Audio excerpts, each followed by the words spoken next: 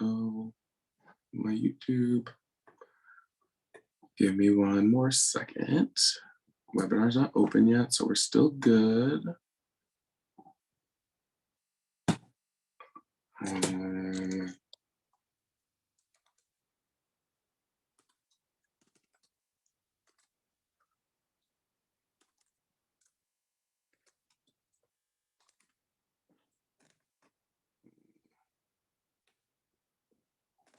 There we go. Here goes the YouTube webinar. And then I'm about to let everyone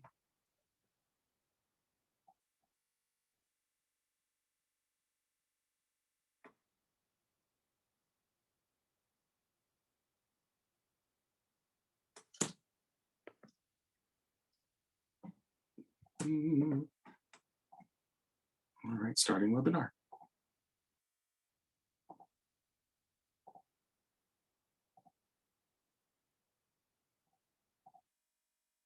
Welcome in, everybody. Welcome in. Hello, everyone. If you don't mind, as you come in, if you could throw in the chat where you're coming in this evening, where you're reporting from, if you will. It'd be great to know. Welcome.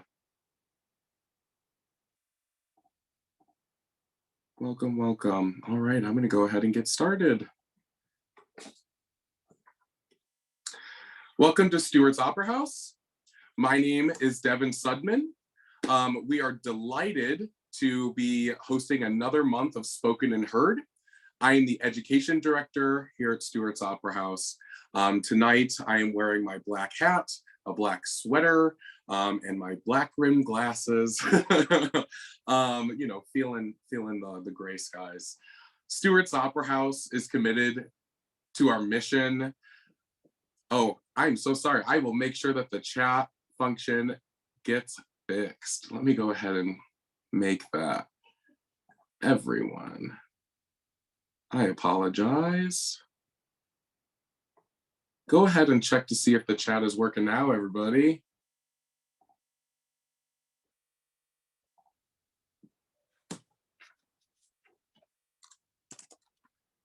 I will troubleshoot that in just a minute. Yes, the chat is working. Now we can fully get the party started.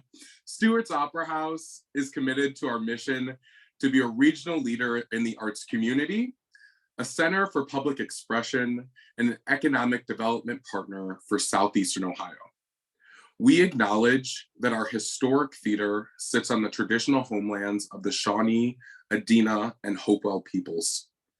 We recognize the ever-present systemic inequities that stem directly from this painful history of colonization and commit ourselves to respecting and reconciling this long history of injustice. Stewart's is committed to being more intentional in the role we play for racial justice. We also commit to being more inclusive of people historically and currently marginalized based on identity, including gender, sexuality, class, and heritage. We wish to publicly express that hate and systemic oppression have no home in our organization. Now for tonight, I will be monitoring the chat that is now working, as well as keeping an eye on the YouTube stream. But for what's most important, I would like to introduce Kari Gunter-Seymour, your host for the evening. Kari Gunter-Seymour is the Poet Laureate of Ohio. Her poetry collections include Alone in the House of My Heart, Ohio University Swallow Press 2022, and A Place So Deep Inside America It Can't Be Seen, Sheila Nagig Editions 2020, and winner of the 2020 Ohio Poet of the Year Award. Her work has been featured on Verse Daily, Cultural Daily, World Literature Today, and the New York Times, and also Poem a Day. A ninth generation Appalachian, she's the editor of I Thought I Heard a Cardinal Sing, Ohio's Appalachian Voices, funded by the Academy of American Poets and the Andrew W. Mellon Foundation. and the Women of Appalachia Project's anthology series, Women Speak. Kari Gunter-Seymour is a retired instructor of the E.W. Scripps School of Journalism at Ohio University, an artist in residence at the Wexner Center for the Arts, and a Pillar of Prosperities Fellow for the Foundation for Appalachian Ohio. Please join me in welcoming Kari Gunter-Seymour. Thank you, Devin. Yes, oh my always so impressed, Kari. So good to have you. My goodness, it's a mouthful. I want to thank you, Devin, so much, and all the wonderful folks at Stewart's Opera House for hosting us these many years. And many thanks to all of you for joining us this evening, and for all who will stream our program from Stewart's YouTube page and my personal Facebook page and Twitter pages available after tonight's event. Also, a special thanks to our ASL interpreters. Tonight, we have Joe and Nico. I always call them magicians of word shapes. And thank you, Devin, for setting up transcriptions as well. Now, you in the audience, you may see us slow down our speaking or even pause between poems to allow our interpreters to catch up. And for our sight-impaired guests tonight, I'd like to say I'm a pale-skinned woman with long, straight gray hair. I wear glasses. The rims are tinted navy greenish, and I'm wearing a multicolored quilted top in shades of green and blue, and I'm wearing a hunter green sweater because it is so cold here in southeastern Ohio today. About a week ago, it was 70 degrees. Today, it's in the 30s, and we've had some snow. So this is our third and final event for the fall of 2022, and it's bittersweet. We have with us tonight poets Sandra Rivers Gill, Jon D. Lee, and Rosemerry Wahtola Trommer. We'll have a short Q&A after the readings. I want you to feel free to type in your questions. You can either put it in the chat window or the Q&A. If you're going to put it in the chat, you probably should do that later so we don't miss it. And now, Sandra Rivers Gill is an award-winning poet, playwright, and performer, and native of Toledo, Ohio. She is the editor of Dopeless Hope Fiends, an anthology of poems written by women in recovery, and she is a recipient of an Arts Commission Accelerator Grant. Sandra has received commission work for the Art Box Project and Whitman on the Walls events, both sponsored through the Toledo Arts Commission, as well as commissioned work sponsored by the African American Legacy Project in Toledo. Sandra has served as a teaching artist for her church's drama miniseries, Naomi Incorporated, a treatment facility for women, and Sunset House Senior Life Communities, and as a judge for several poetry competitions.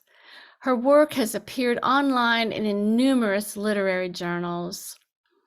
And I've had the pleasure of knowing Sandra through her poetry for several years, and I love hearing her read. Her work with women in recovery is so meaningful to me, and I'm so grateful for it. And it is my great joy to welcome Sandra Rivers Gill to Spoken and Heard.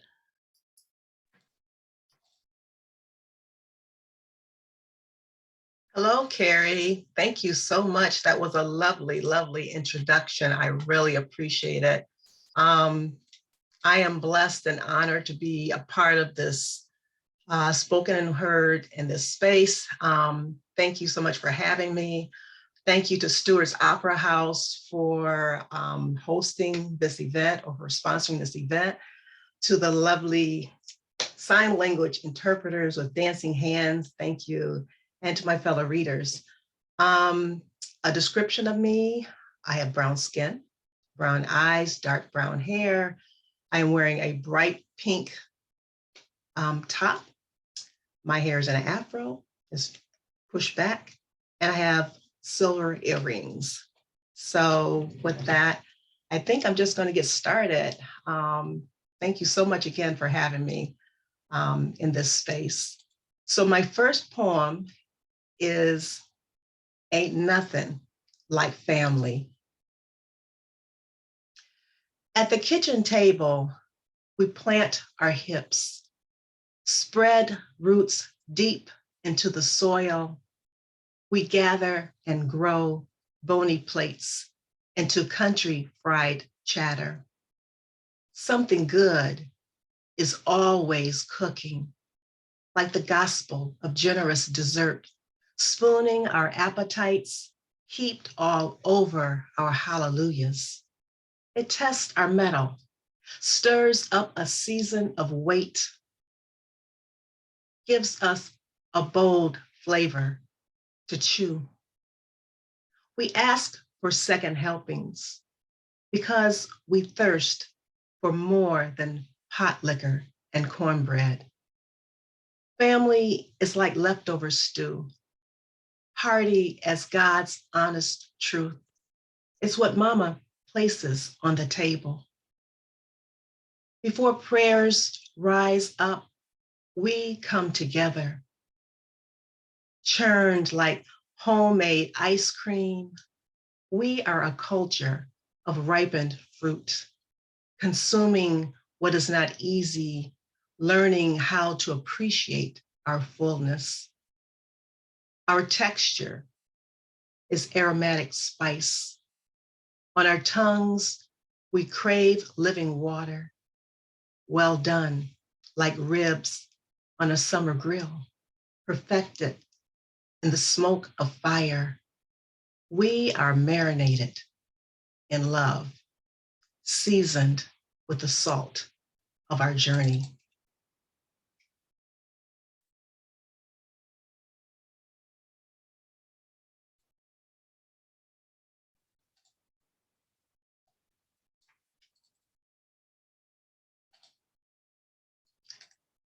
Okay. The next poem is Drummer. It's actually for my brother who lives in Germany. He is a drummer. He be funk and blues and bebop, scat. Drops his shoes and cool. His syncopated beat flows free as pickup sticks, flies over the rim of double-stroked rolls. He got chops. He got solos tapping, a pulse pusher of lightning strikes. His hi-hats be raising the roof of acoustical waves.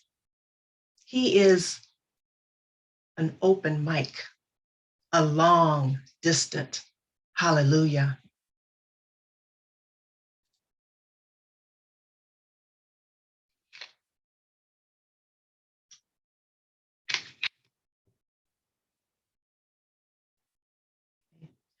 The next poem has an epigraph after Strawberry Letter 23. Some of you might know the Brothers Johnson. Ruminating. I was sweet 16, a saddened song of summer heat, drifting hello like 8-track melodies from the window of my ears to see his song. The timorousness of it all, the slow dance of kisses, shy on early fruit of lips, to last beyond the magic, the weight of his promises. A waterfall of cherry clouds and love letters I sprayed with love windsong. Our whole notes sparked ballads, entwined our hands into a long duet. The sweetness of music flourishing, a summer fading into a mist, the freedom of flying into the arms of a song that makes no sense until it ends.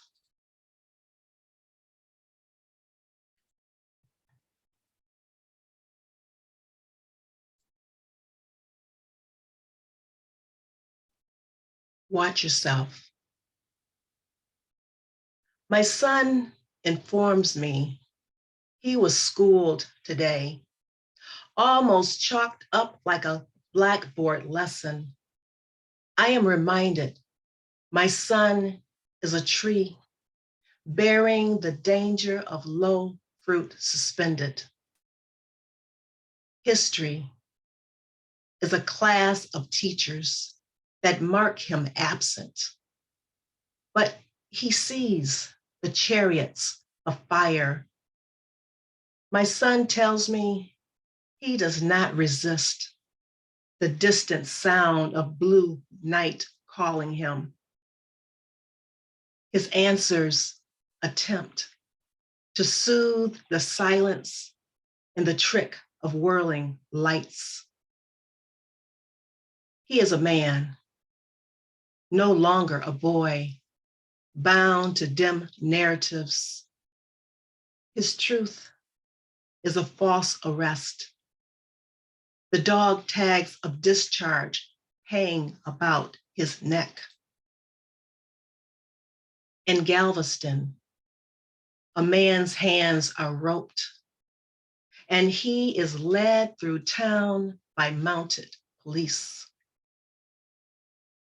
My son tells me his life is a virtual classroom full of routine exams and onlookers passively grade on curves and theories and metaphors that detain a body.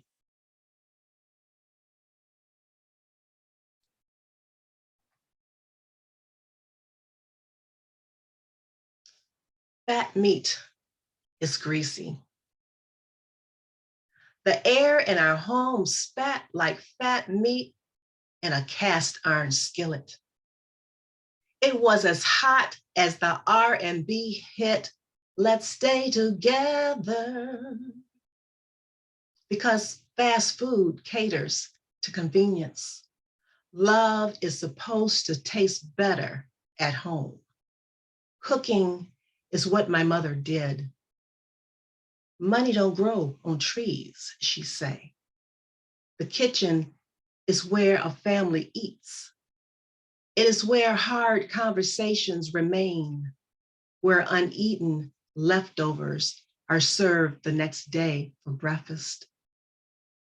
I remember how a homemade hamburger sat waiting between slices of Wonder Bread. My mother declared the dinner bell had already struck as my father's fire seasoned the kitchen with piss on it, greasing his lips as the front door slammed behind him. My mother's clenched fist stirred across our secondhand table to tenderize his vacancy. His sandwich oozed ketchup, cheese, and tomato like tears. My younger brother and I giggled at the gesture of something we did not understand.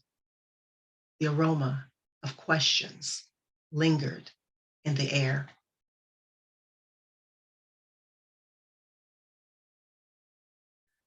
The thing about being shut, we stay shut in. Open doors shut. Nothing escapes except golden keys. We shut shades, shave our minds, grow skewed hair shut. It matters outside. Shut shutters. The shutting is observable. We whisper, we embrace, we shut words into shape, we unshut words. Say, come inside, but shut access. We shut up cities, shut shopping, online sales, unshut schools. Virtually shut church bells, shut. We learn shut in. We shut carefully taught homes, unshut gyms, shut our bodies, shut into protest. We shut down stretching our minds. Him, we let go. We shut up still my voices. Hashtags and like unshut. Shut out seeking, shut handshakes, limit looks, shut up thoughts.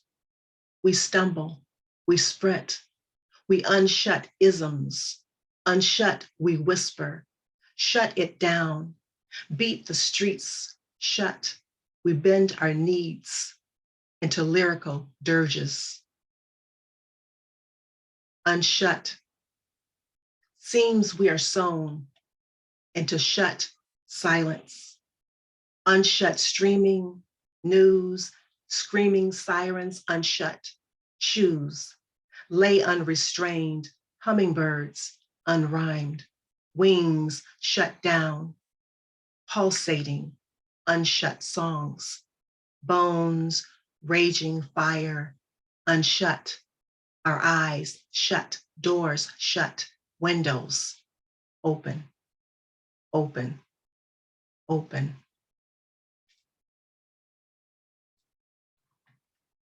Okay. This next poem is called At the Fast Food Chain. I am a face in the front line.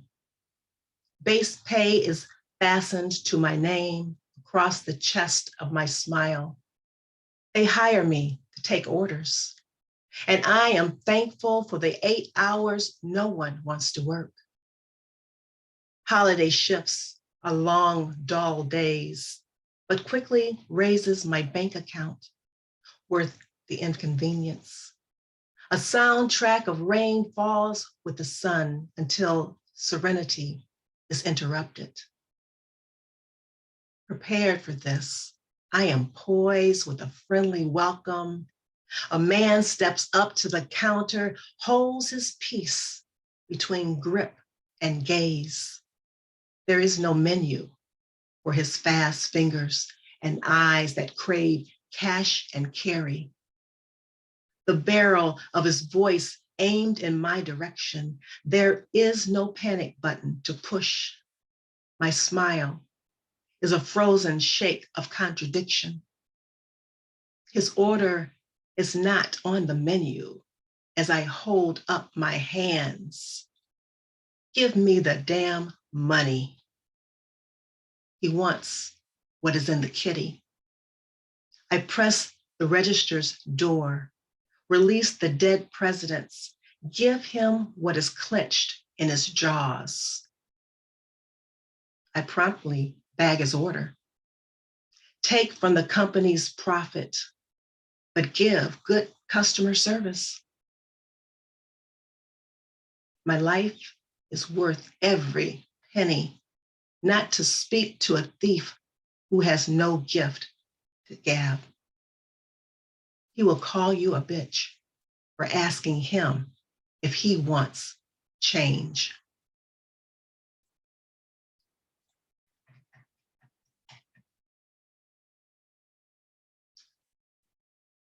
I am going to skip the poem on page 10, Walking. Okay. The next poem I'm going to read is called Pockets. A protected place, not far from reach. The end of arms, a safe home to tuck into, congruently informed, parallel like a parked space, unrestricted and enough to steer clenched hands braced against intense Ohio weather, a rumpled memory, receipts, dollar bills, coins, and a forgotten card bearing a name inside a visible sheath, a pocketed grace in case of detainment.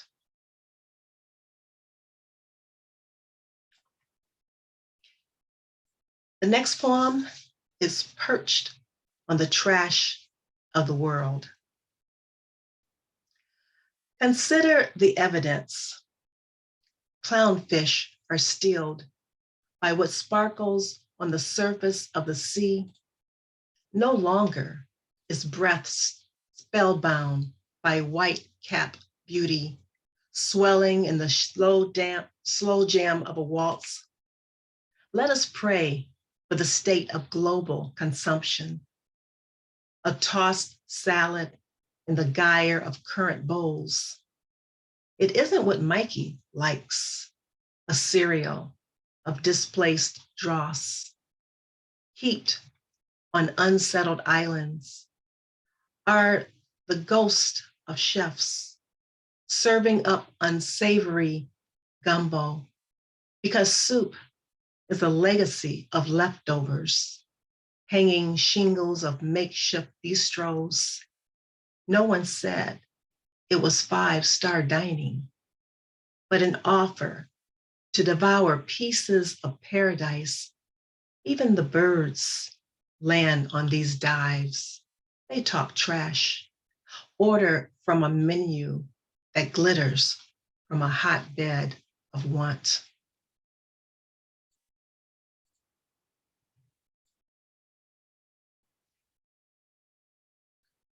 The next poem has an epigram after Facebook, Instagram, and What's Up went missing. The social. The infrastructure is unreachable. We are not waiters in the rush of traffic, but constantly checking our phones, chiming our minds like Pavlov. We are dogs of theory, licking our own asses, pretending not to smell what is wrong. To be unfazed is to twiddle one's thumbs and press them against the ghost of safeguards. Are we too impatient to soothe our hunger pains? We do not need to gnaw on the same old bone. To supersize is to stretch the truth with bologna. It can never be fried to taste like chicken. We are all cooped up in our own confines, but no one wants to admit it.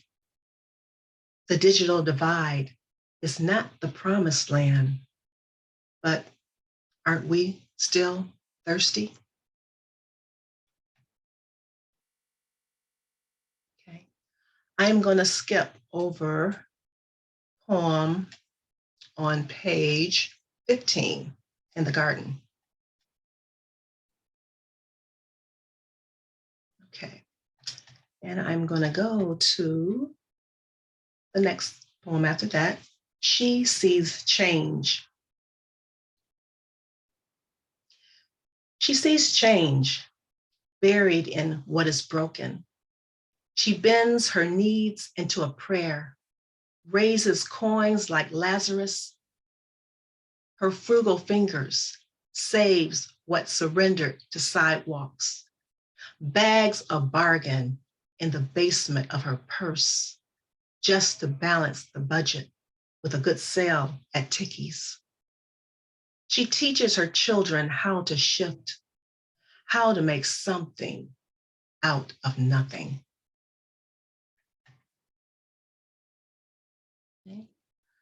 Okay.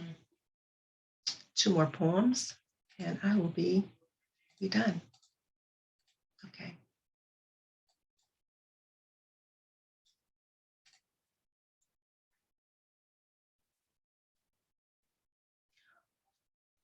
Bon voyage for Fred. We are foreigners, far from understanding each other's translation. Our time zones are separate countries, bordered by unsailed seas. We lack the luxury of frequent flyer miles, conversations not booked. The keepsake of unsaid words is the progression of long distance.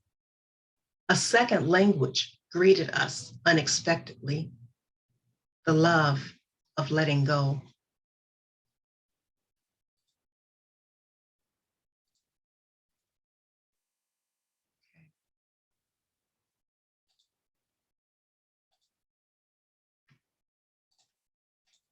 Okay, I'm not sure what's going on, if you can still hear me, but I can't get into my Zoom for some reason. Wait a minute. You're still with us, Sandra. Okay, all right, okay. I'm gonna read one last poem. And that'll be it.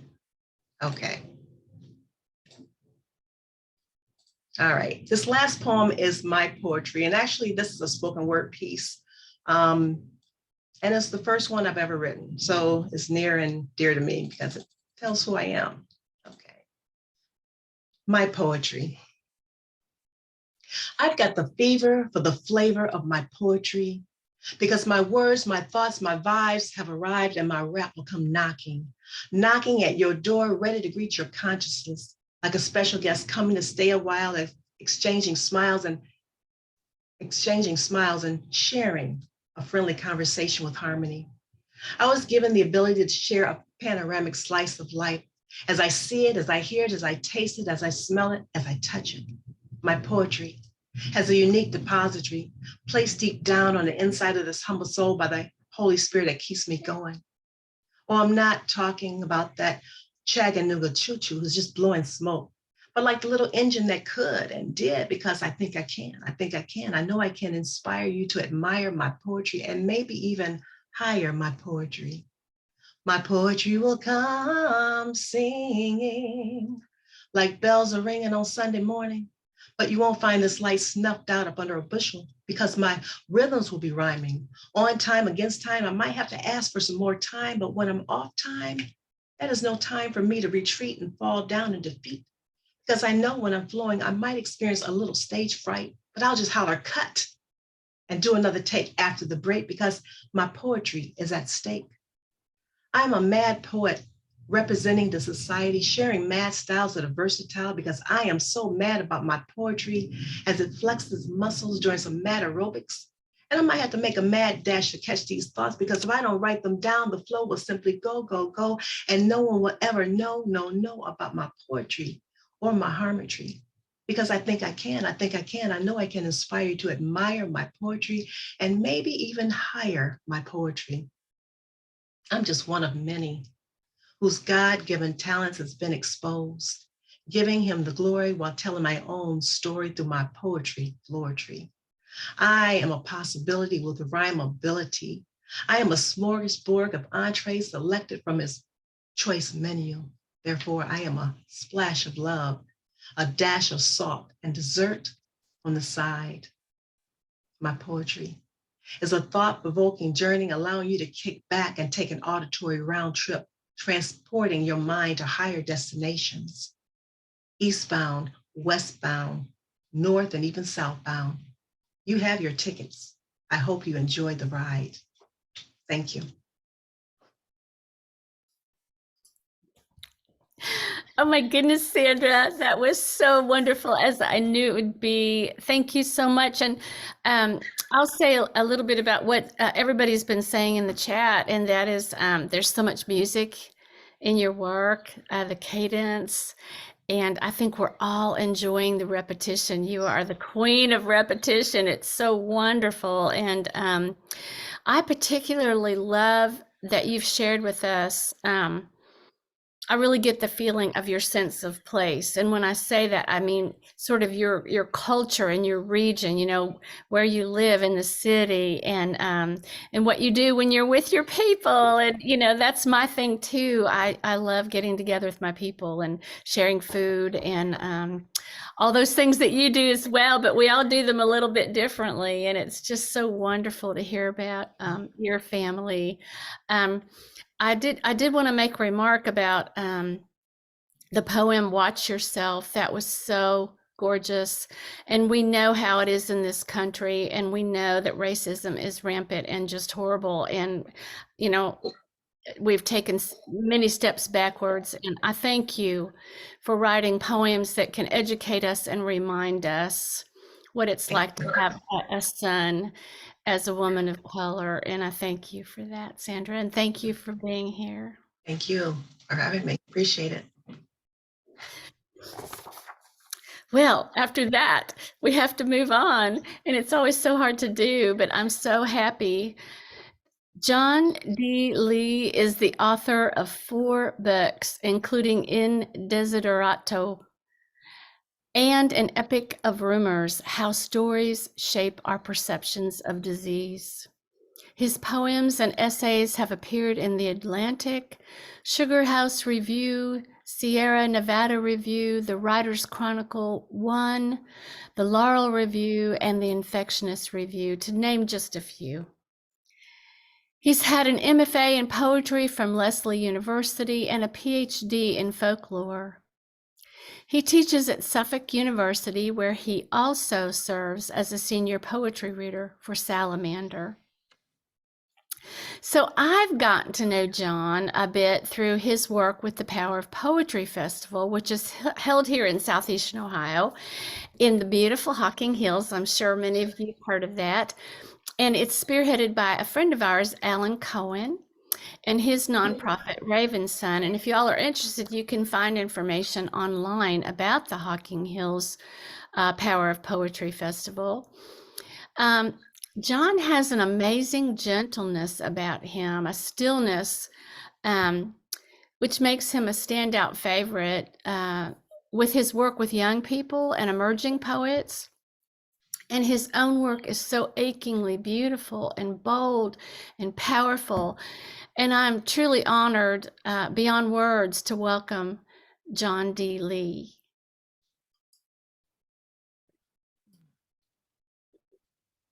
Well, my goodness, that was one of the best introductions I have ever had. For all watching this, I am a white man with dark hair, and I am currently wearing a black shirt, sitting in front of a bookcase full of a whole lot of very fancy books, none of which I have read. So, this is In Desiderato. This is my new book. The title is a Latinate mangling of my own that roughly translates to un/desired, meaning both desired and undesired at the same time. And what I've done in this book is I have taken a series of narratives, spread them apart, taken them apart, and put them in an order where I bounce light and dark, life and death, inside and outside, off of each other to create this overall effect of what I hope ultimately becomes a love letter to my children. The book is dedicated to them. Their names are Juliet and Joshua. It's right inside of the cover. And when I'm going through these poems, they are the you I keep addressing in here, your great-grandfather. That's to my children. So hopefully that will make a little bit of sense as to what it is that you're going to hear in here. I thought it would be useful to start off by taking one of those narrative threads, I call them the grandfather sequences, and putting them back in order so that you can see the grandfather's story. And then I will go from there and read the entirety of section 7. So this is a book-length poem, if that doesn't scare anyone off immediately, but hopefully I'll give you a decent sense of this. Before I go further, thank you, Kari. Thank you to Joe, the interpreter. I do not envy you the task of trying to figure out how to sign the words that I have so mangled inside of this book. Good luck. So, In Desiderato, the grandfather sequences.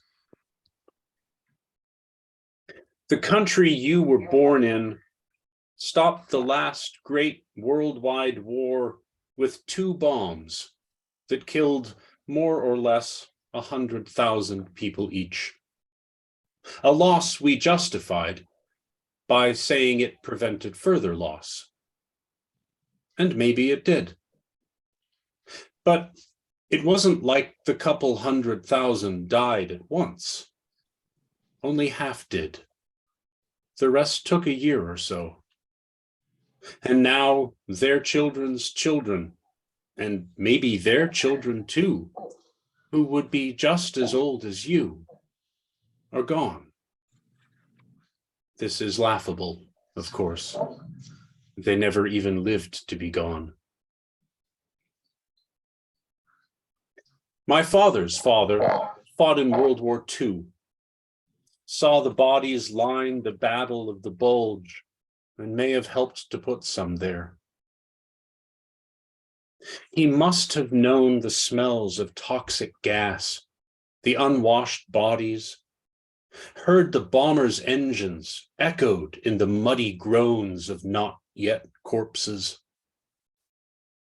He must have known the klaxon wail, the Luger snick, the Granatwerfer mortar thump,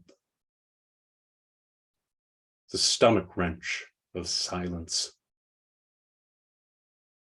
But he never talked of these. We know he knew the child who dream slept in his Texas wife, who would be there living if he made it home. We know this because we kept his letters, ink and sweat and hope on military-issued yellow paper. But there are gaps between his hope, his terror, because the censors opened every letter, cut out words, phrases, left letters like target practice sheets. He made it back, lived another 40 years, just long enough to see his grandson. And in between, he ran a high school, taught the kids back home what it means to be at war. In the end, cancer cut its holes through lung and liver, left behind a shredded leaden soldier.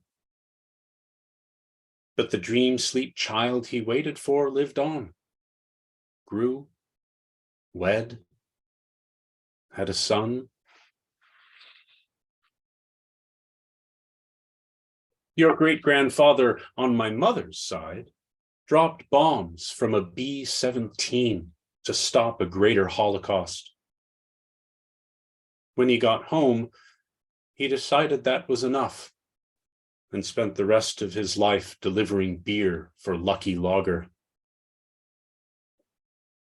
You should have seen him. At 60 years old, he could lift the back end of a car off the ground and barrel chest a keg of beer into a fridge. Then, at 62, he got a hernia, hoeing garden weeds. And a decade after that, a quadruple bypass. The last time I saw him, he came up to visit me in college, took me to the training grounds where he learned to be a soldier. Only husks of buildings and cracked concrete pads remained, the rest long abandoned and faded into forest. Though he hadn't seen the place in 50 years, he remembered every step, showed me where they slept and ate, where they did their morning push-ups, how over here on this cracked pad, they were taught how to mount a chopper and splint a leg. And over here, where a 10-foot ridge rose 100 yards away, they were taught marksmanship. Every man given a rifle and a magazine and pointed at a cutout of an airplane taped to a pole mounted in the back of a Jeep that drove like hell behind the ridge. How all the soldiers aimed their guns and shot for real at what they knew to be pretend. And then, in the middle of the field, your great-grandfather stooped and ran his fingers through the dirt. And as if he'd known it would be there, dropped the cold ghost of a brass casing in my hand. And what was there to do but stare at the remnants we knew would never go away?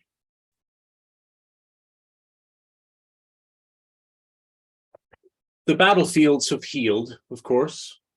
Nature threw her skirt across her scars. The grass grew back. The seeds erupted into tree and flower, and the soldier blood that spilled sank into the ground and fed the roots. Omaha and Utah beaches, like any beach, have bikinied tourists who lie on laundered towels and mince across the sea-washed rocks. In the Ardennes, the rubble piles were cleared away and used to build the steeples that point the way to Sunday morning prayer. We've concealed our scars so well that those who've seen the damage are dying. But wreckage has a way of rising. So decades later, a woman planting flowers in her garden unearths an unspent hand grenade, or a city drains a swamp for land and finds the remnants of a tank. And though it doesn't often happen, sometimes what comes crawling back, curled around its splintered bones, is us. All I have that was my father's father's is a toy, a semi-truck that hauls a dozer on a trailer. Grandpa made it, carved it out of wood, even as the cancer carved his lungs. Dad said Grandpa was so clean that when he finished with a handsaw, you could see the pencil lines on both sides of the cut, like they were guidelines showing how the edges fit. So if you took the toy apart, if you matched up all the lines that matched up with each other, if you lined the fibers up like zipper teeth and filled in all the hollows, you'd get a plank of wood. You'd see what Grandpa saw before the blade descended.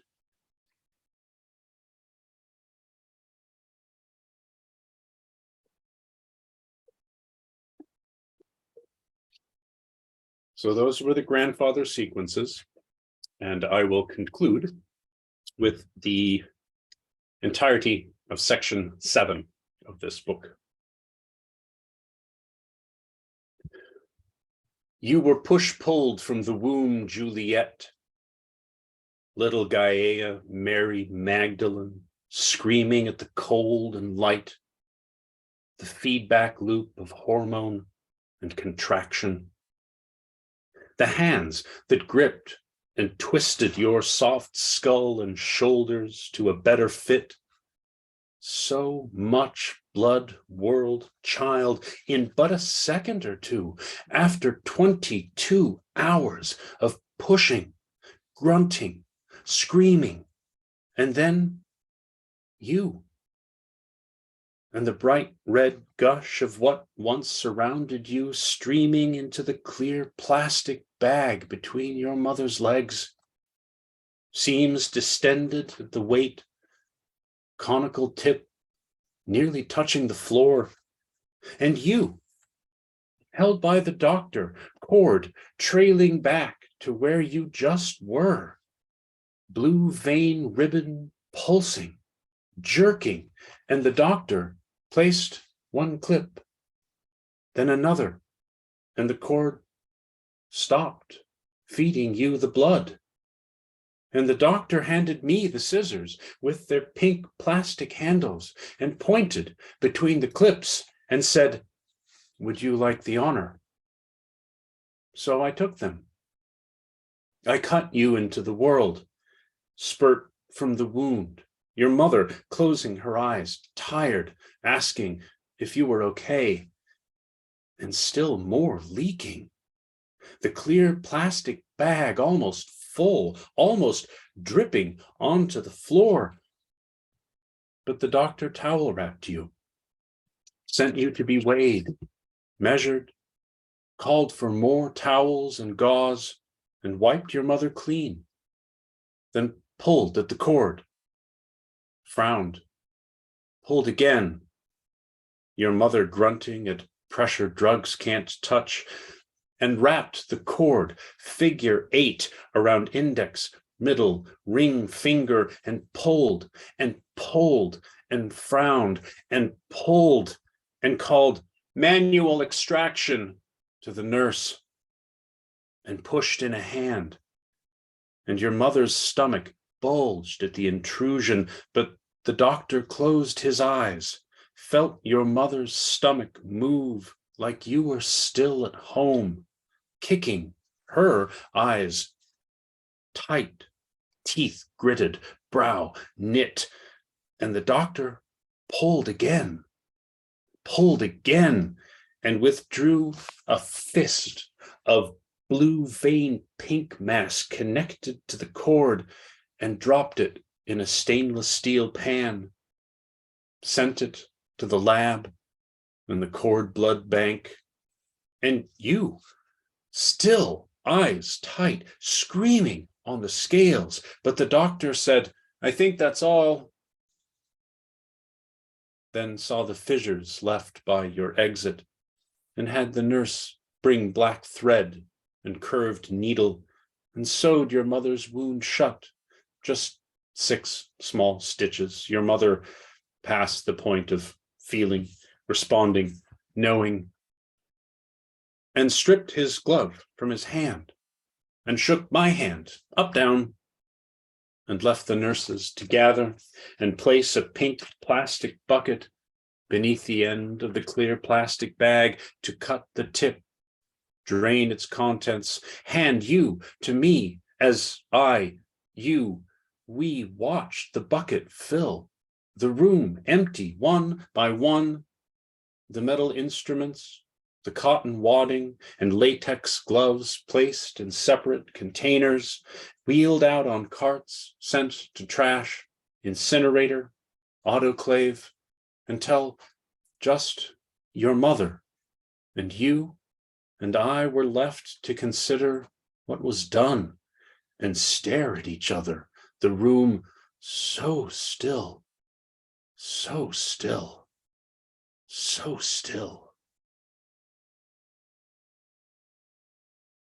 As the Arctic permafrost and peat bogs warm, the thousands of tons of methane trapped since the last ice age will rise and warm the sky. As the atmosphere warms, the water will be sucked from seas and lakes, and the rising vapor will hold the heat and warm the air.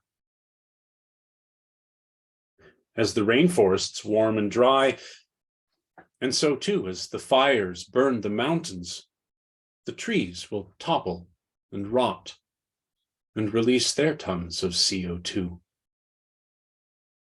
As the ice melts in the glaciers and at the poles, the seas will rise and lick away the land, and the heat that ice otherwise reflects will absorb into the seas. As the seas warm, the 1,000-year currents that mix the then and the now will cease to stir the world. When I was young and hungry, my mother took her cast iron skillet off the shelf and heated it on the wood-burning stove and let the flavors of everything it ever cooked seep from its pores. Yesterday's onions, last week's bacon, 100 fried eggs, the gravy from Thanksgiving when grandfather gave me a secret sip of beer, cinnamon and apples and cloves for pies, peppered chicken breast, salted ribeye steak. And into this, she poured a simple can of beans, stirred them with a wooden spoon until they bubbled, then brought the skillet to the table and poured it on my plate. And I scooped the beans up steaming, the liquid dripping from my chin and staining my clothes. And Mom smiled and wiped the skillet with a paper towel and ran her knuckles through my hair.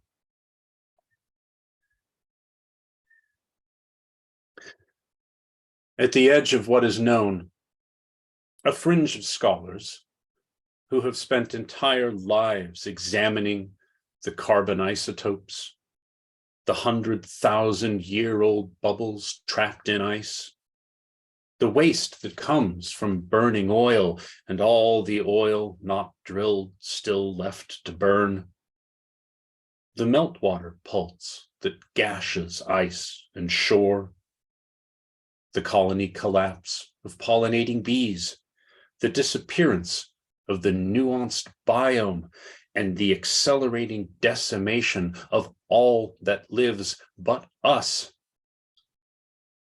have concluded that the human race may have as little as 300 years remaining, that the point at which we needed to react might have been before we even knew there was a problem. I do not know if they are right, but I know the garbage pits and mines, the rifled barrels pointed at our fathers' fathers, the animals that choke in plastic heaps, the dead spaces that line the seas and cities. 2 days after you were born, we swaddled you in a sleeping sack, buckled you in a car seat, packed up the bottles, blankets, face cloths, diapers, nipple shields, and took the elevator to the parking lot. 2 blocks down, a man walked out of a convenience store and scratched his lottery tickets, threw them on the sidewalk as they failed him one by one.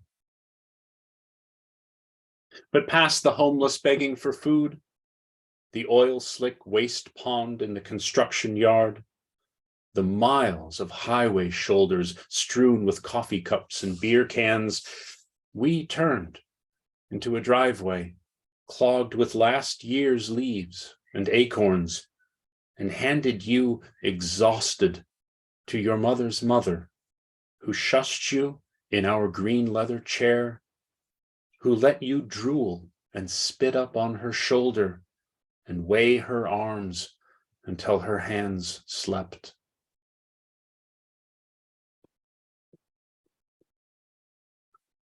All along the western coast of the continent where you and your mother and brother and I were born, ballets of Clark's nutcrackers fill the skies and branches with shocks of black and white feathers. They line the summer air with their craw, craw, and their guttural mating croak, and the hammer of their beaks on pine cones to rip out the seeds, to store them in dozens beneath their tongues, to carry away and hide and bury in stashes. As many as 50,000 seeds per bird, placed here and there along the coast and mountain slope, and almost all of them remembered, even 9 months later, so that when the snow has cloaked the ground and the evergreen branch, the nutcracker can survive. And the few seeds it doesn't remember will crack their husks in spring and send a feeder root in search of soil.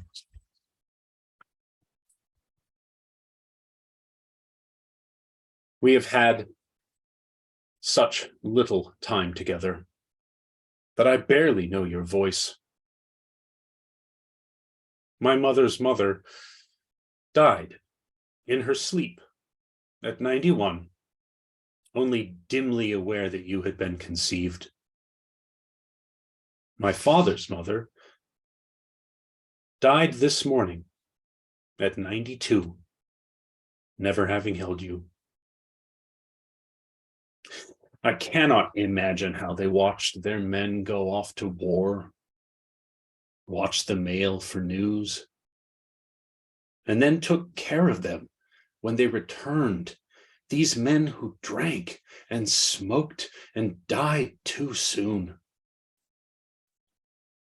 And when they died, how the women went back home and changed the sheets, and how the sun rose in the morning anyway, and how their stomachs growled, and how the years passed. I wish that you had met them. There is so little now but words. Thank you.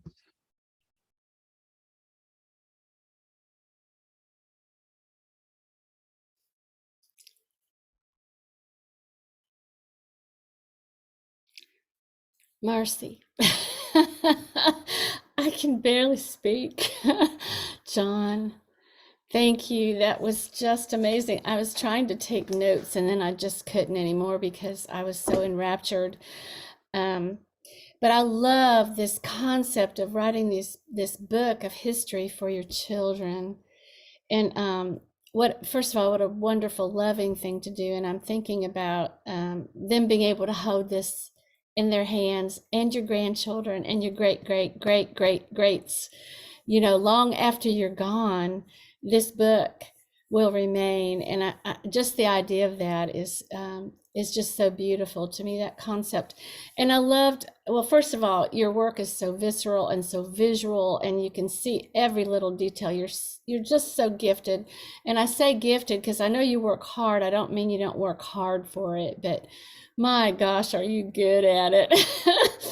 And I love the way, instead of, when I talk about my grandparents, I say my grandparents, but you say my mother's mother or my father's mother, and I find that just so wonderful. And you just, I wrote down a couple of things that you said that just, like nature threw her skirt across the grass. When you're talking about the ground healing from war, and that juxtaposition of war, and then this female skirt, just kind of, coming in to heal the land. And anyway, I could go on, and there's a bunch of stuff in the chat, and I know everyone at home in here is thinking the same thing I am. But thank you so very much for sharing your beautiful work with us tonight. Everybody get this book. I'm gonna just go right ahead now and put that back in the chat again for you all, so you can order it. This from Jacquard Press out of North Carolina. It's a wonderful small press, and we need to support the folks there too as well. So thank you, Jon, so very much for joining us this evening, and we'll talk more with you later. Okay, we still have one more poet. This is kind of amazing. Rosemerry Wahtola Trommer co-hosts Emerging Form, a podcast on creative process. Also, Secret Agents of Change, a Surreptitious Kindness Cabal, and Soul Writers Circle. Her poetry has appeared on a Prairie Home Companion, PBS NewsHour, in O Magazine, Rattle, American Life in Poetry, and her daily poetry blog, 100 Falling Veils.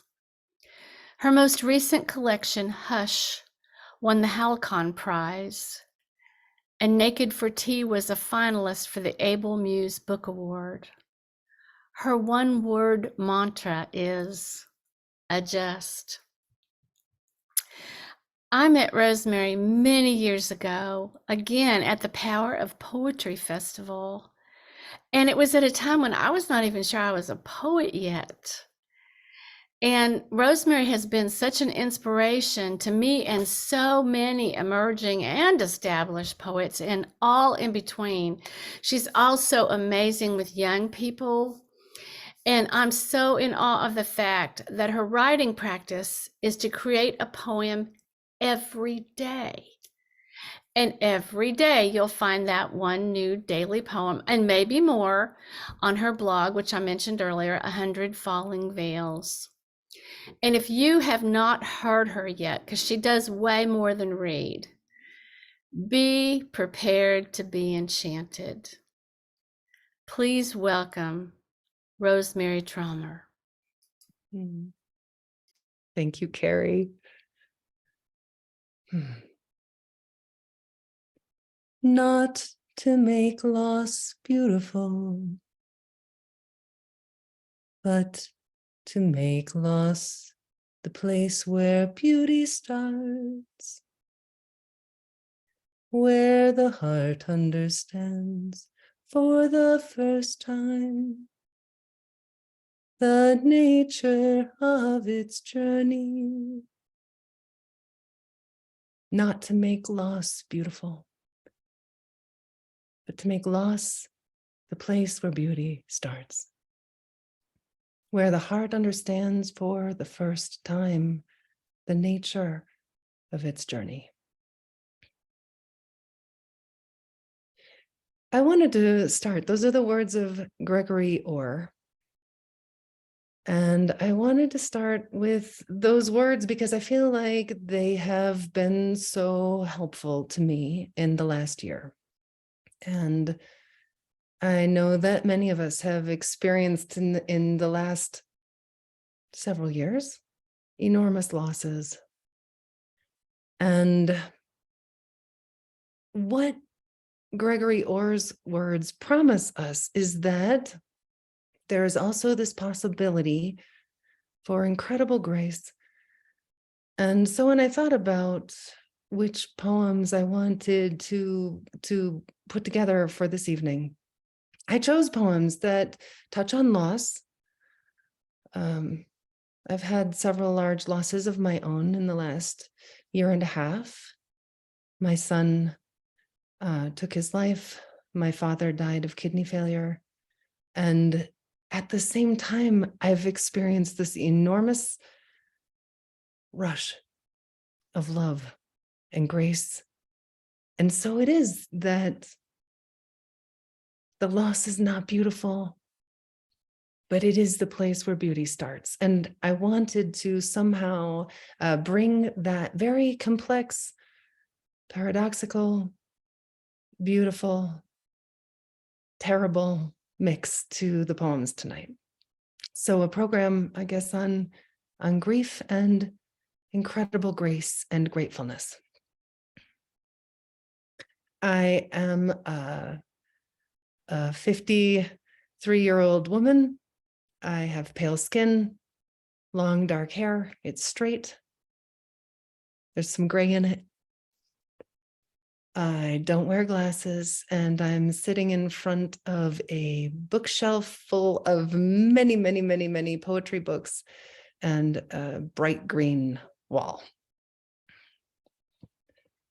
And I want to thank Jo so much for bringing these poems to life in their body and their face. Thank you, Jo.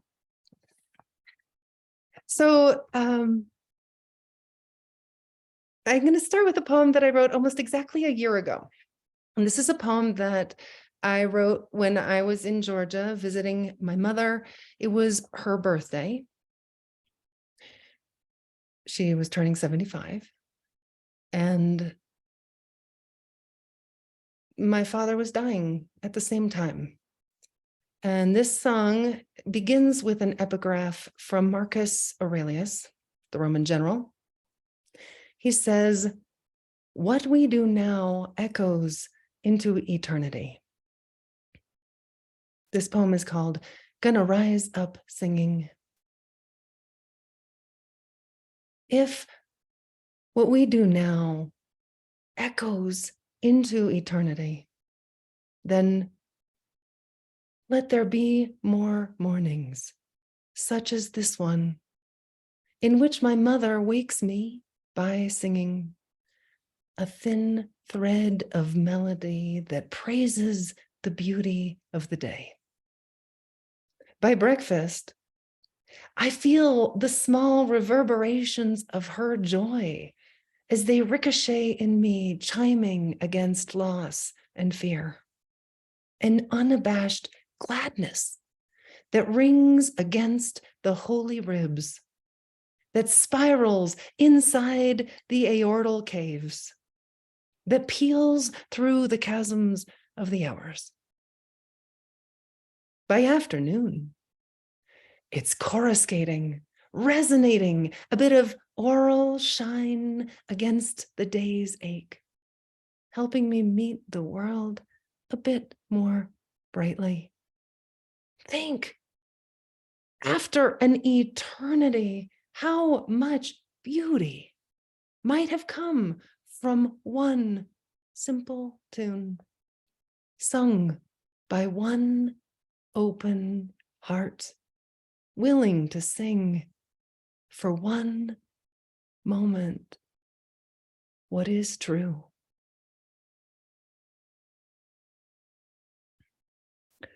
Gosh, I think about this all the time, about how it takes so little kindness, such a small seed, to grow into something astonishing. It's a reason to plant as much beauty as we can imagine. And it matters. It matters. I loved in Jon's poem when he said about his daughter, "I cut you into the world." And I feel in many ways that that the grief, bearing the grief of the death of a child, is in many ways very much like a birth, a new birth. In fact, well, I'll just read the poem. Condition.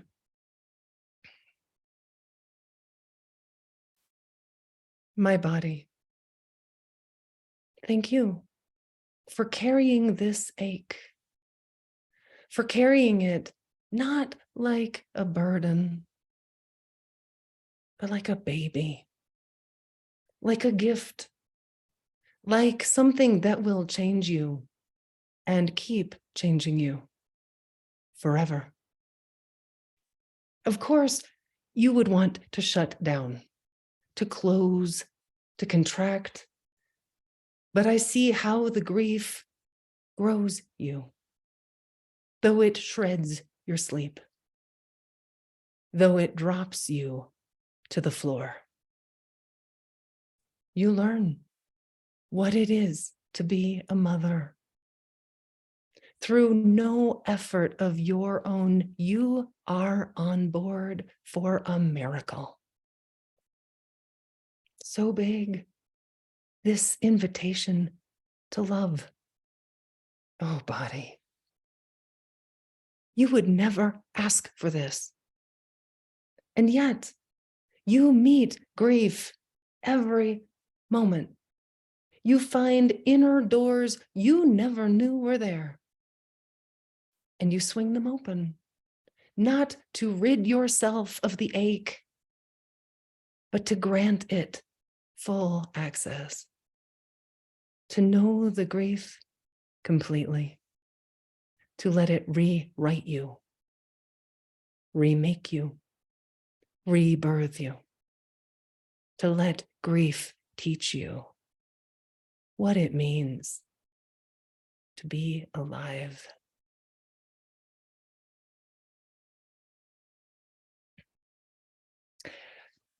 Hey, Joe, I can only see you just a little bit out of the corner of my eye, and it is such a joy. Thank you.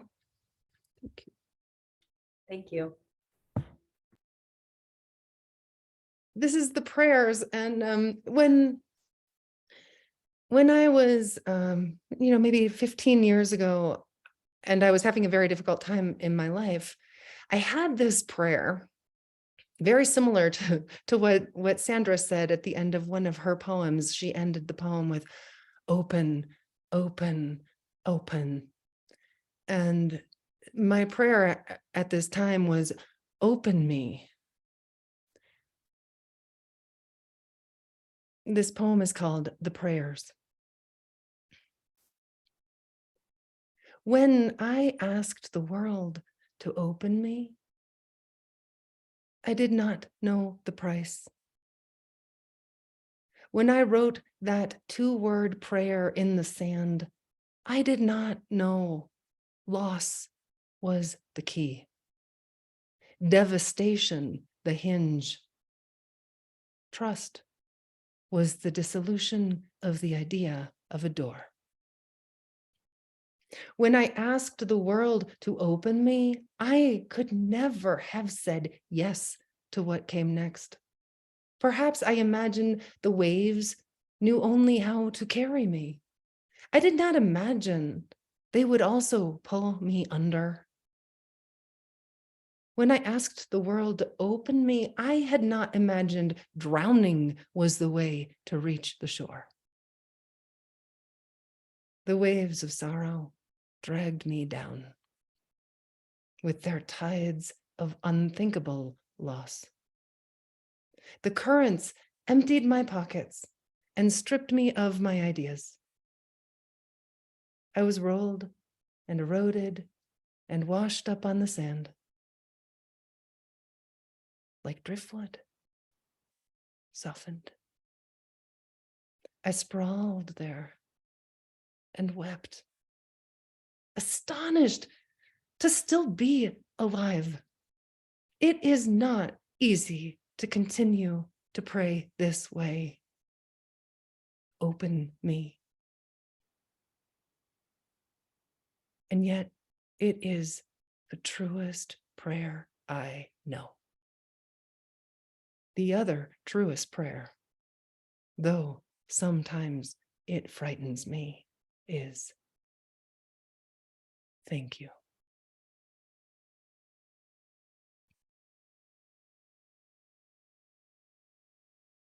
Oh, you know, I've had lots of reasons to think about brokenness and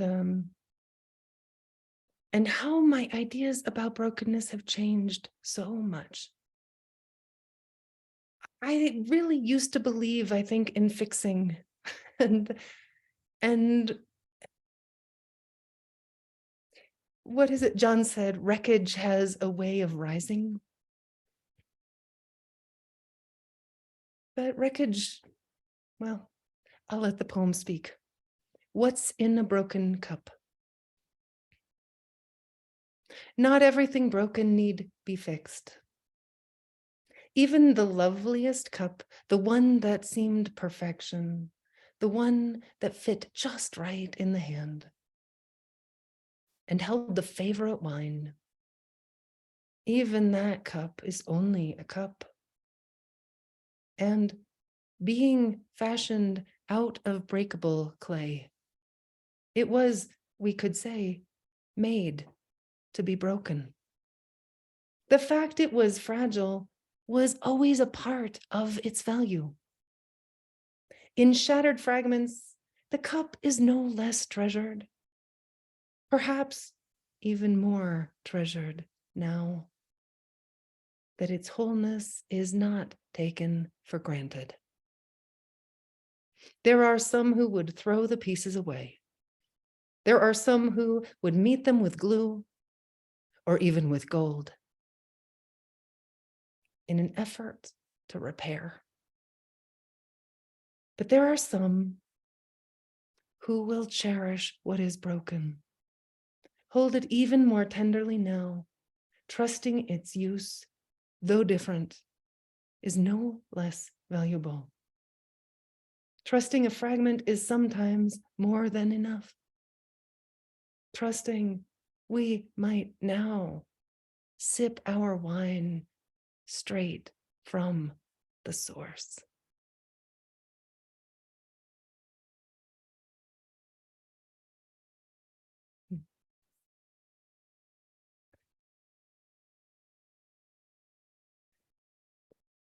the next poem, I'm going to start with a song that comes from Finland. I lived there for a year and had the pleasure of singing with the Finnish National Youth Choir. And this was one of the songs that we learned. Its lyrics are by Leevi Madetoja. Good job, Joe. And rather the lyrics and the music is by Leevi Madetoja. And the lyrics are by Veikko Koskaniemi.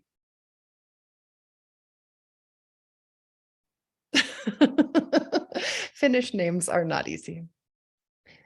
So since the song is in Finnish, I'll give you just a very bare translation. It's something like this.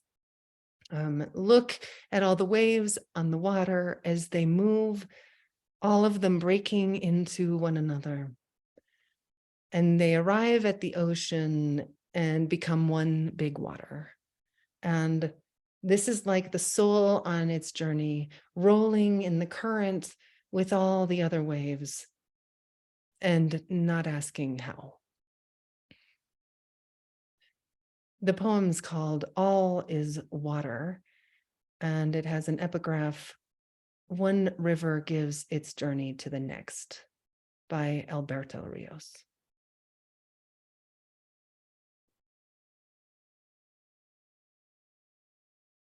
Katson vieran kalvohon, kaikki katos sieltä. Alto solisten, uuden alon tieltä. On kuin sielu sulhen, uutuiskulkuinen. Viran kerran viris pois, kysymättä kunne.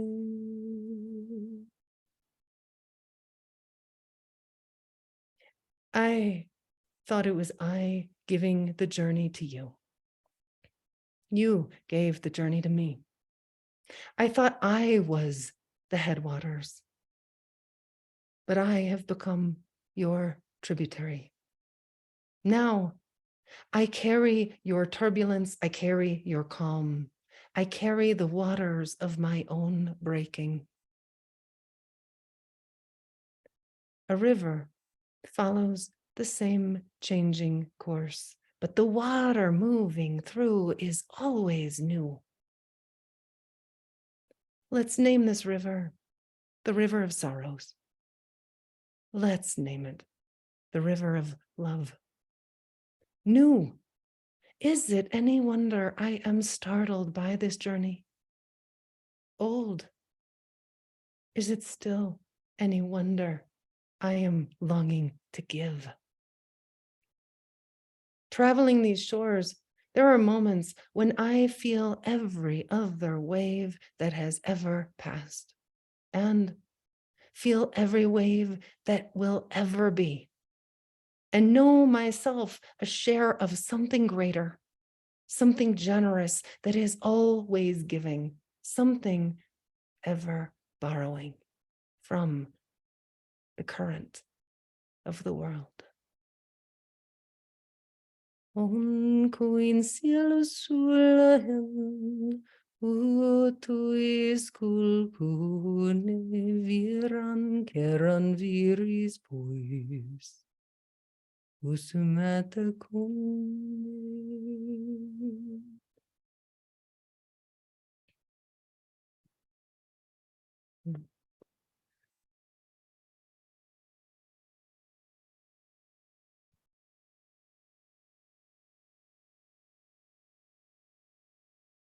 Thanks.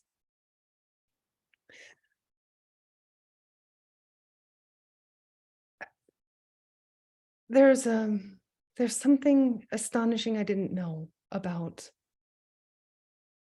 grief.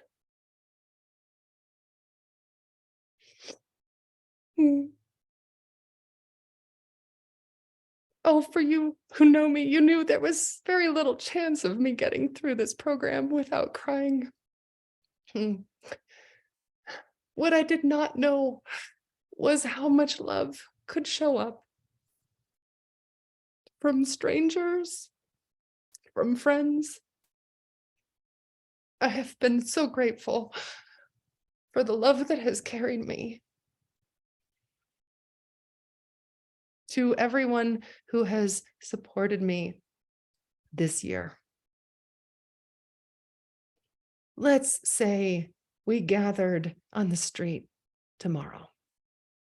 And let's say we met in Kazakhstan on a windy day near the Caspian shore.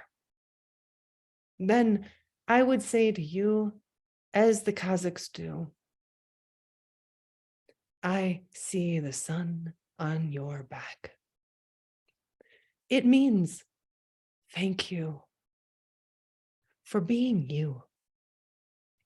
It means I am alive because of your help. Then I would hug you and probably cry because it is everything what you have done for me. And as you walk away, I would marvel at the radiance beaming from between your shoulders, shining down your spine. It has been so dark, and oh, how you have carried me with your light.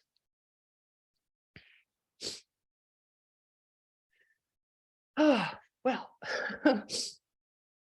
it's not surprising that it's the poem about gratitude that would make me fall apart. Before I read my last poem, I want to thank Kari.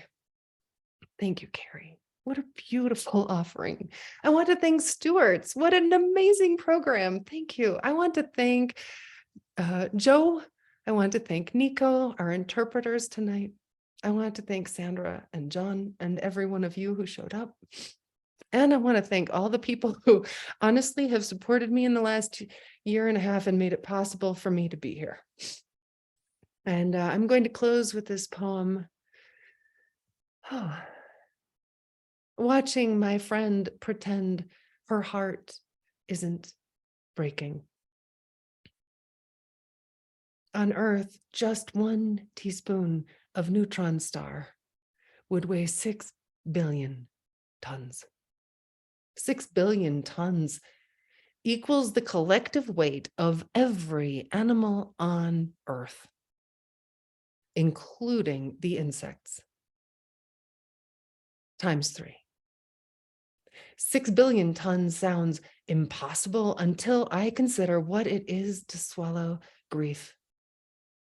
Just 1 teaspoon, and one may as well have consumed a neutron star. How dense it is. How it carries inside it the memory of collapse. How difficult it is to move then. How impossible to believe anything could ever lift that weight. There are many reasons to treat each other with great tenderness. One is the sheer miracle that we are together on a planet surrounded by dying stars. Another, none of us can see what anyone else has swallowed.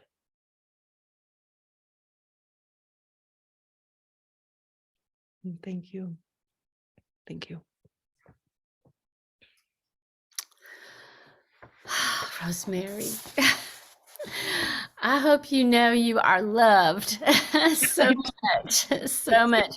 And I really just, I'm not going to go on and on because I know you're having a bit of a time tonight, so I don't want to add to it all. But I do want to say, as always, I thank you so much for all of your so many gorgeous affirmations. You always bring that with you. Telling us to let grief teach us how to be alive, and to let it rewrite us. And I really think those are just words to live by. And thank you for giving those to us tonight, and that we can move forward with that in our hearts, because it has been hard for a lot of folks. And I don't mean to diminish yours, because I think yours is the hardest. But you've always been so giving, and the fact that you're still able to is just nothing short of a miracle. And I thank you so much for it, Rosemerry, and thank you for being here tonight. And so I thought what we might do now is we could all turn on our videos, and we'll just have a little chat. And if anybody in the audience would like to either put a question in the chat or in the question window. I'm trying to get things open here so I can see better. I start out with a few questions, but if y'all have any, you are welcome. I want to put these books into the chat again for all of you. In Desiderato is from Jacquard Press. Hush from Middle Creek Publishing. Sandra's website is sandrariversgill.com. I have my own book up there because my publisher will be mad if I don't. So it's Alone in the House of My Heart from Ohio University Press, which I'm very pleased and happy to have them as my publisher. They've been just wonderful. So while we're waiting to see if anybody else has any questions, I have questions. And everybody's talking about how beautiful the work has been tonight and how much they love it. So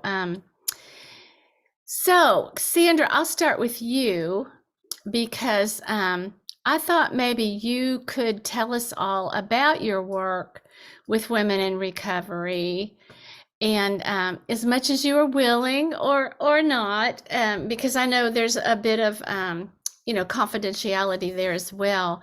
But I know you've been deeply involved, and I honor that so highly. So I was hoping you might share some of your experience.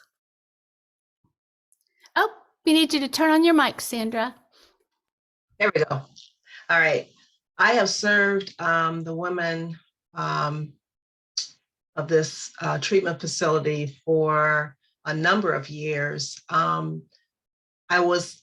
served on the board, for one thing, and I wanted to, I'll just say Naomi Inc. At the time, they were looking for a poetry teacher, and I was asked to find someone at the university or somewhere, and but I waited a little while, and then I got this little tap on my shoulders, like, you do it. The Spirit drops things on you yourself. And I'm thinking, well, I don't have the background to teach these women. I don't have, I start playing these negative words in your head. So I told the executive director that, yeah, I will do it, not knowing what to be in for or anything. But I found it to be so rewarding. These women, I would go in every week, and these women would be so hungry for a word, and I started with prompts and themes, and they were ready to write what they knew, basically from their own experiences. And I loved it. They loved it. And yeah, that's, it was a beautiful experience. So rewarding, not only to me, but to them as well. And, cried at the table and, shared these different stories. And, it was beautiful. It was a beautiful experience. Thank you for that, Sandra. I was hoping that's exactly what you would say. And I think it's so wonderful, because it's real easy to get labeled in this world, and it's harder to build up self-esteem of someone who's been labeled in a very negative way. And so that's God's work, I think. It is. It is very much so. A lot of the women, some of them had graduated from high school, some had not, and some were a little, timid to put their information out there, but it was a safe environment for them to do so. I shared about myself, and they shared, and they were really forthcoming in sharing, their past, and it was more therapeutic for them, to be able to write down their thoughts, their expressions, their highs and lows, everything, And when I went in, it was with the idea that once the group had finished their program, which was up to 12 months, I would take their words and put them into a book. And so that's what I did. It was a compilation of several years, after waiting for them to graduate and then putting it in a book. So they were really proud of that. And we had a book reading of that. And some of them came back to read. And it was really beautiful. It was beautiful. Yeah. It was really touching just to listen to their words. While I work with them and putting their poems together and editing things, but once it was published and then had to read that over again, it was just really just very emotional, just to hear them, hear the words replayed again. So it was just beautiful, beautiful experience. I'm glad I was part of that. I'm glad you were too, Sandra. Rosemerry, I thought maybe you could tell, I know people are always so interested in writing process, and I have a writing process question for Jon as well. But I think we'd all love to know how it is you get yourself to write a poem every day. And I know you get asked this a lot, but I do think everyone here tonight is scratching their heads saying she writes a poem every day and actually puts it up on her. And you do. I happen to know you do that. So I thought maybe you could just kind of share maybe how your brain works or how this all comes about. Yeah, I mean, it started for me as a almost like a dare, can you do it for 30 days? Which at the time sounded impossible. I didn't think that there was any way I could write a poem every day for 30 days. But for me, in terms of the process and how it's evolved over time, I think the sweetness is that I have come to really trust that absolutely everything offers itself, as Mary Oliver says, everything offers itself to your attention. And there is nothing not worthy of a poem. I remember, this was long before I was writing daily poems, and David Lee, who is here tonight, I remember being in a classroom with him, and he came up with 3 words. One of them was doorknob. I remember him just kind of writing a poem impromptuously on the board that included the word doorknob. He had 3 words, and and I thought, really, that's possible? You can write a poem about a doorknob? Yes, you can. In fact, you can write a poem about absolutely everything. And I think that that there's a couple of ideas I have. One is just to lower your standards. It's a famous line from oh, good grief, it just flew out of my head. Oh, come back. Stafford. Thank you, William Stafford. Thank you very much for saving me, Jon. And it's true, that having a daily writing practice, especially one that you're going to put out into the world, you really do need to completely let go of any perfectionist inclinations that you have. And then the other thing is this beautiful question that I bring to almost everything I come into contact now is, what do you have to teach me? And that's Wow. That question has transformed my writing practice, but more than that, it has transformed everything about the way I meet the world off the page. Wow. That's inspiring, Rosemerry. Truly. Thank you. And John, I was curious about your research because you go pretty back, back pretty far in your family. And I just wondered, was it a matter of speaking to your father? As Rosemary said, your father's here tonight and he's wonderful, wonderful human being. Or did you, get online and do some research at ancestry.com? I mean, can you just give us a little insight? Or is this something maybe your family actually shares these stories from generation to generation? So I would be very interested, and I think our listeners would be as well. So I certainly grew up hearing quite a number of these stories and met all four of my grandparents. Dad's dad died when I was, I think, 7 or 8. I have very few memories of him. But my mother's father died when I was a freshman in college. And so I have very distinct memories of him. And both of the grandmothers were alive this millennium. So I met all of them and spent a long time, of course, listening to their stories and taking notes on this one, but still had to go back when I was trying to figure out how to write these sections and ask Mom and ask Dad, was this what actually happened, or am I misremembering this? How did this actually work? And to their credit, one of the loveliest responses was, write it how you think it should poetically sound, and we'll tell you if it's wrong enough that you need to change something about it. But if it's okay and it sounds great, then we'll deal with that. So I think he actually got his hernia at 62, Mom's dad. But if he didn't, then it was close enough to that age that we're not going to worry about it too much. So it was a lot of research. I mean, the entire book was a lot of research into various aspects of science and geology and nature and family history and war. And I had 40 or 50 tabs open on Firefox at any given time, for example, on what it is that I was going to research. And then a constant line to Mom and Dad about family history and bits of this and that. Wow.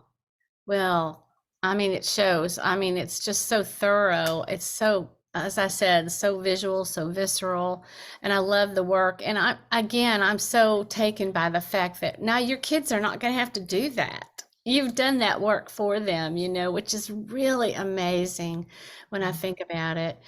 Do you all have questions for each other? You've heard each other read, or you might have a question for each other if you'd care to do that. Or, oh yeah, Rosemary does. Yeah, sure. I have a question. We're actually for both of you. Just how much is music and sound a part of your initial process? Does it come in right away, or is it something you add later? Or how much is your ear involved in your writing? Okay, I'll address that. I think music for me just comes naturally, just comes right in. I may have a thought about something and then I'll think about, the senses. I'll include something that I'm able to touch, or maybe the reader can touch or see or feel, and add that in. A lot of my poems have some internal rhyme to them. I don't always write with the rhymes at the end.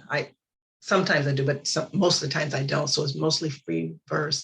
And I love the way a poem would just flow, kind of like a song, a literal song. And I know I like hearing the alliterations. I love hearing the echoing and the repeating and all of that. And just it's I don't know, soothing to me.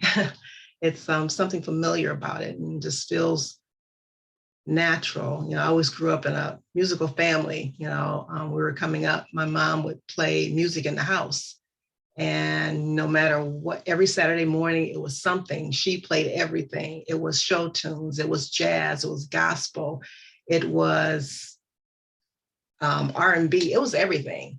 And so my brother and I would just learn these songs. And I remember what Dizzy Gillespie would play, Salt Peanuts, and we would just sing that around the house. I mean, it was on fire. It got the house clean, and, but I just love music. My mom was well, she's still living, but she used to sing in the choir and mezzo soprano and things like that. And so that's in me. Music is in me. So when I write, I want to write it in a way that I heard it. And so I incorporate those nuances. Yeah, I hear it. I hear it in your reading. Thank you. For sure. Thank you. John, how about you? You have such a fabulous language. Your language is so visceral and almost ridiculously so sometimes. Thank you. When you grow up in a house with a poet who is also a Milton scholar and reads Shakespeare and John Donne and quotes quite a lot of that on a regular basis, I had several sentences memorized when I was 5, probably, and so the music has always been there. But to your question, the music, not in like a radio sense, but in terms of the meter, the alliteration, the assonance, is always there. That's where we get to like the very first part of anything is how does this sound and how does it feel on the mouth? And if it doesn't feel or sound right, then that's not the right thing to put there. And I don't know what the right thing is, but if it's clunky, but it's not supposed to be clunky, then I have to go out and figure out something else. And I find that I think quite a lot in iambics or trochaics, and it's just stress on stress, stress on stress, stress on stress over and over and over again. And it's almost in some ways difficult for me to write a poem without slipping into iambics, because I've been doing it for so long that it just comes natural, but wreckage has a way of rising, and it just kind of flows like that internally, and luckily so, I guess, because it makes it a little bit easier. I don't have to focus quite so much on the sound as opposed to people I've worked with who can't hear the stresses and unstresses, and it's difficult to get them to that point, because I think that's one of the key components of poetry, is being able to hear how those stresses and unstresses sound. Luckily it's there, and so it's always there. Even sometimes when I'm talking to someone, I'll step back and hear my voice, and I can hear myself speaking in vague iambics or something and think, oh, that was an interesting sentence. How did I do that? Oh, I love it. I love it. I love these little talks that we do afterwards.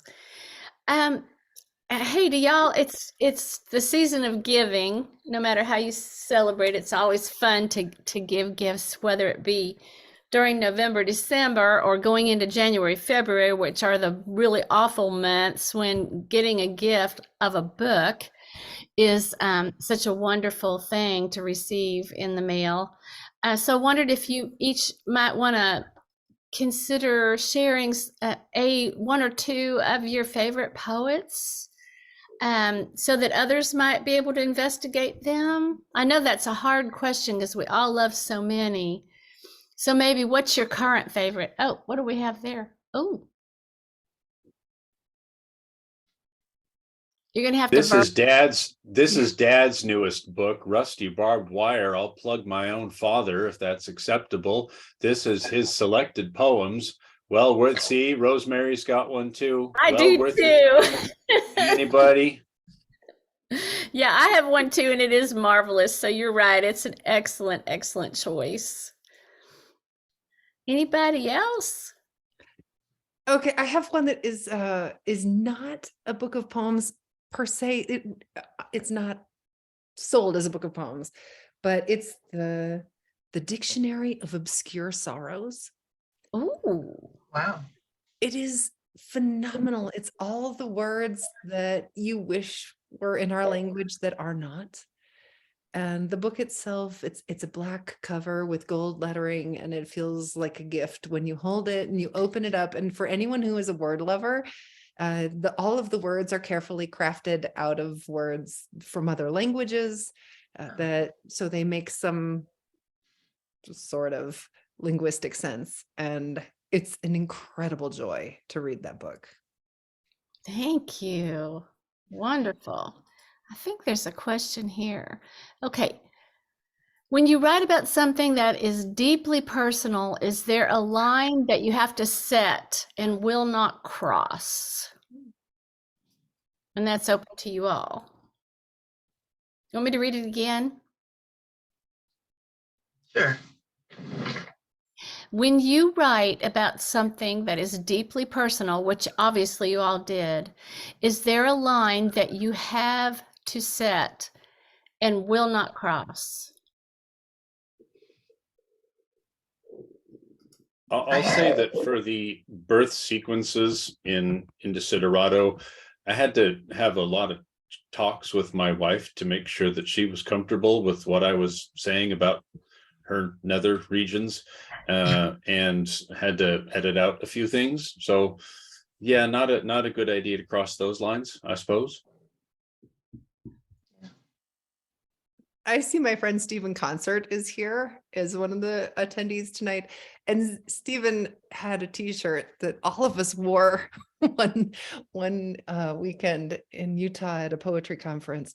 And it said, "Careful what you say or you'll end up in my poem." And, you know, I love, Jon, that you were so considerate of your wife. I am not always so considerate, and but what are the lines I wouldn't cross if I were going to hurt someone? I would never do that. Yeah, I think he's asking, when you start to dive deep, Yeah. do you have a point where you say, okay, wait, this is it. I can't go any further. I will destroy myself if I do, or something like that, is I think what he's asking is, do you consciously set yourself a stopping point, or do you just let yourself go? I think, you know, it's a very different question for writing a poem and sharing a poem. And Yes, that's insightful. mhm. It is true that you will meet a place where it is not safe. I think that's true. Mhm. And the body will stop. I don't think I set that line, but I know that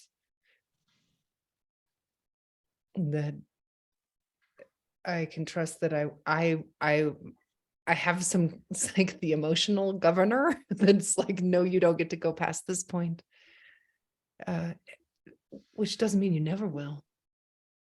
It just means it's not ripe now. Mhm. Yeah. I agree with that, Rosemerry. I don't think I've come to a point where I have crossed that line at all. There are some poems that I do have that I've not shared that are not quite done. And I have to figure out a way of writing them so that I'm careful to respect, whoever the individual is in the story of the poem. But there might have been one or two poems that I've read that I previously shared with my mom that she was in the poem, and she, it was okay with her. And as I read it, she teared up and she remembered exactly the way I remember, certain aspects, of the past. And it's like, it was okay for me to share that. So sometimes I guess you have to ask permission, but I don't think I have any poems that are so, well, I don't know. I haven't gotten to that point yet. When I do, I think I will possibly ask, whoever is in that poem, is it okay for me to share it? Okay, we have one more question. I hope I'm keeping you till the 9 o'clock hour, it would seem. Oh, I have two more questions if we have time. This person wants to know, what is the next project for you all? Do you have new books coming up, or travel, or maybe fine art instead of the written word? What's up for y'all? I have a couple of manuscripts that are out there already. I didn't want to share their names because they are still being considered, but I'm working on a group of poetry for my grandmother. Each person in my family is going to get a book. I'm writing, poems about them. But my grandmother, she was 100 years old. She died about 7 years ago. And she began writing her own story about her life. And so I would sit there and write these stories down. And then she had a stroke, and then she would repeat everything. So I have enough of the stories that I like to put them into, compile them into a collection poetically, and haven't really decided what type of poetry. I don't know. It might be prose poetry, because I'm sort of gravitating toward that. And I love that form. So that would be, a couple of collections I'm working on. Jon or Rosemary, anything? I have a new book coming out in April. It's called All the Honey. Ooh. And it's a collection, maybe a little bit like the poems I read. Some of the poems I read tonight are in it. And it's very much a book that touches on both deep grief and the incredible joy of being alive. So it's both. And then I also have a book of 3-line poems that will come out. And I'm deeply in love with what 3-line poems can do. And it'll be a kind of a day book. And I'm pretty excited about that too. As you should be. What about you, Jon? So at the moment, Indesiderado is almost exactly a year old at this point, and I don't have any manuscripts even submitted because I'm still working on getting this one out and doing all of that. But the follow-up manuscript is completely done. I could have actually sent it to a publisher this time last year, and the manuscript after that is about 3/4 done. So I'm constantly writing, and we'll just have to see when I feel like anything, like the world needs a new book from me. But there's lots of stuff in the chamber, as it were. Lots of projects out there. I like hearing that. I'm so glad to hear that. Well, and then we've had so many comments about how much everyone has enjoyed the program this evening, and all of you. One person says, each poet has stirred my emotions in special ways for which I hardly have words, which is just a really beautiful thing to say. So with that, I'm going to bid you all adieu. Thank you all so much, Rosemerry, Sandra, Jon, for joining me, our audience, our amazing audience. I do want to say that I look forward to seeing everyone for our next season, which is of course spring, and that seems a very far time away, but really it'll go quickly. And I'll be hosting amazing folks such as Hanif Adurquib, James Cruz, Wandra Chang, George Belgear, and many others. And that information will go up soon. I, of course, want to thank everyone who came out tonight to spend the evening with us, and all who will stream later. Of course, thank you to Devin and our ASL interpreters and all the great folks at Stewart's Opera House for hosting our events. I want y'all to have a happy and safe seasonal celebration time. And I'll just say good night. Good night. Thank you so much. Thank you so much. Thank you, Sandra. Bye-bye.